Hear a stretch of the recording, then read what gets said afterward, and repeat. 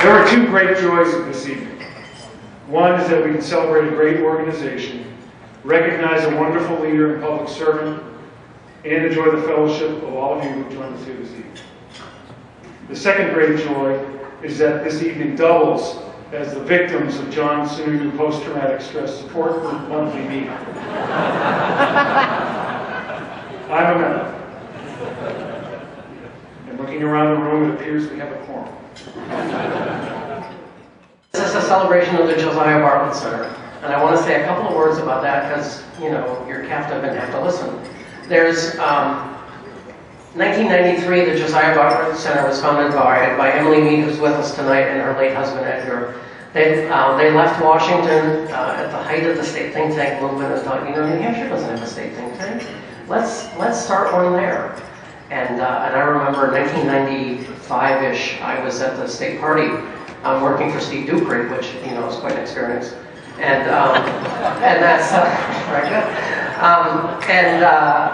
These two people walked in and they were very polite, and someone was leaving the room and said to me, who was that? And I said, oh, these people are starting a think tank, good luck with that. And turned out they did a pretty good job and started a think tank. Well, over the last, since 2003, when I've been associated with it, we've tried to make an enormous difference on state policy. It makes a difference not just who gets elected, but what they do once they get elected. It's important to have good information, and we've tried very hard in those areas. We like to think that we had a role in putting school choice back in the public debate. There's likely to be a school choice bill this year. People are very familiar with the work we're doing on pension reform and trying to fix that problem. Governor Sununu and I talked constantly for the last couple of years, despite it having nothing to do with his job at the time, about pension reform and fixing it. A very important issue for us. Fixing education funding, and Jean Ben Lone, our past chairman, is a leader in that effort. And I think more than that, the state budget has been a big effort of ours. And it was our hope that the state budget mess, which we've been trying to alert people to the last 4 years, would actually get fixed. And it seemed like it was probably a Herculean effort and that it would take a while to get fixed. And there are two people in the room tonight who had a great deal to do with that. And we like to say that we like to think that we raised the alarm on that. But obviously the Speaker of the House, Bill O'Brien, who's with us tonight, and the Senate Finance Chairman, Chuck Horse, who's with us tonight, did a yeoman's job with that. Josiah Bartlett, namesake of the Josiah Bartlett Center for Public Policy, signed the Declaration of Independence. He founded the New Hampshire Medical Society. He served as Chief Justice of the State Supreme Court and was our first governor. But the best thing he ever did was in 1792 when he told the New Hampshire legislature that they had done such a great job that he couldn't think of anything else for them to do. So they packed their bags and went home.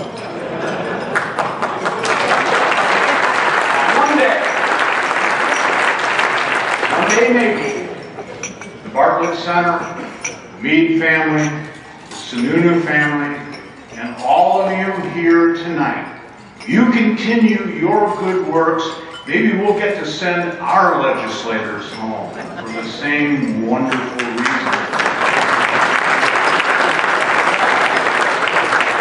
Or, failing that, just send them home.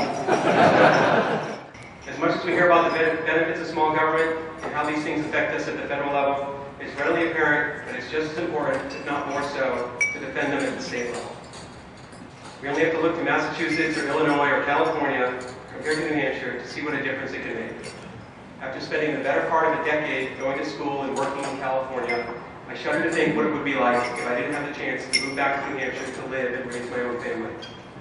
I mention these things because the mission of the Bartlett Center is at the heart of what I observed growing up in a family that became involved in public service almost from the time we arrived in New Hampshire. Not forget one other Dan Quayle attribute that goes straight to the heart of what the Republican Party stands for and has stood for since William Howard Taft.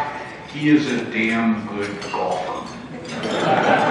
Mr. Vice President, wherever you may be here in the room, you may not remember this, you probably won't remember this, but we met briefly years ago at the Nixon Library, and we discussed my golf game, and you gave me an excellent golf tip. You said, PJ, give up golf.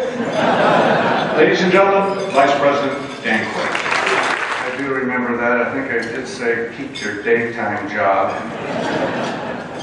But anyway, it's great to be back in New Hampshire. Haven't been here for a while. I came up from New York on the Continental Express, whatever that regional jet is. So it's very comfortable, but you have to check your luggage, and then they give it to you when you get off. You've all flown that flight before.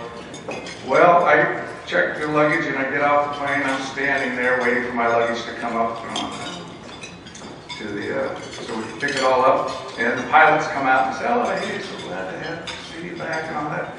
Can we have your picture? I said, no problem. So I started taking pictures, shaking hands. The flight attendant comes out. They want their picture taken. You know, people are picking their luggage up and leaving, and my luggage is standing right there, and someone else comes up with a picture taken. I said, okay, fine. Welcome back to New Hampshire. Thank you very much. Finally, this one lady, she picks up her luggage. She looks at me and says, are you running again? Welcome to New Hampshire. I got to know John Sununu back in the early 80s, and obviously during the 1988 presidential campaign. You know, we ran on that theme of a kinder, gentler nation. So it was very appropriate that we appoint a kinder, gentler chief of staff in John Sununu. But John, as you know, he's always, he likes to get the last word. He'd come into my office periodically and he'd say, those people in Congress, they're a bunch of idiots. I go, John, they're not all idiots. They're a bunch of idiots. And I said, John, I said, some of those people up there might be our idiots.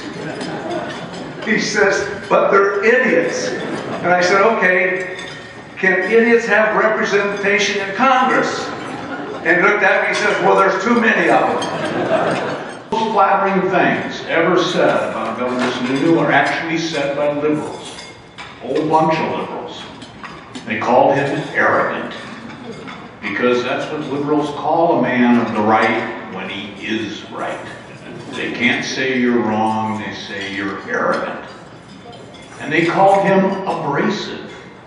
Abrasive is the liberal term for being right and doing something about it.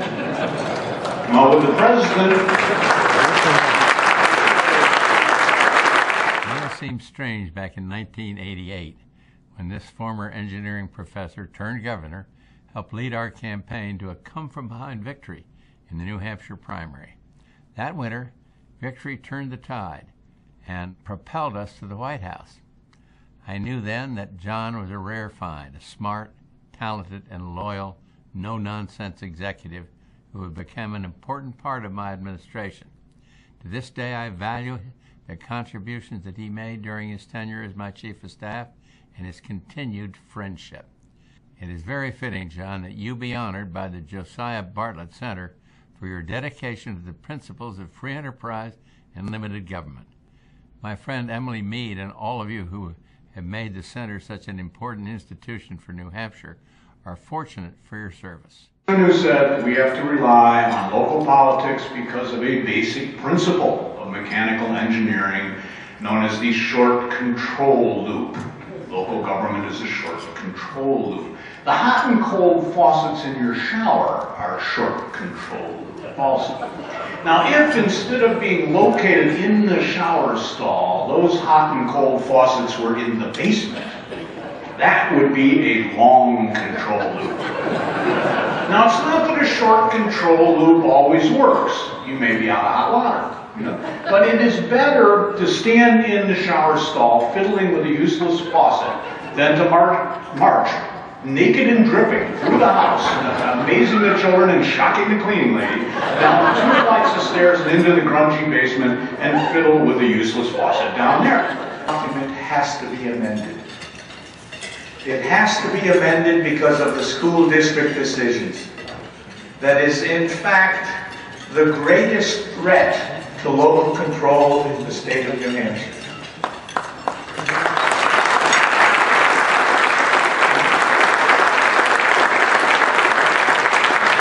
I commend Governor Lynch for coming forward with a constitutional amendment, and I commend Speaker O'Brien and Senate President Bragdon for being strongly committed to have this state have a chance to vote on a constitutional amendment. I want to also say a few words about Bartlett.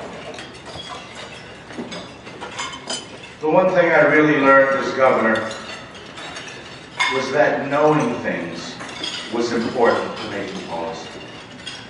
Understanding what a budget really has in it allows you to make cuts of things that aren't needed. If you don't know, you cannot do.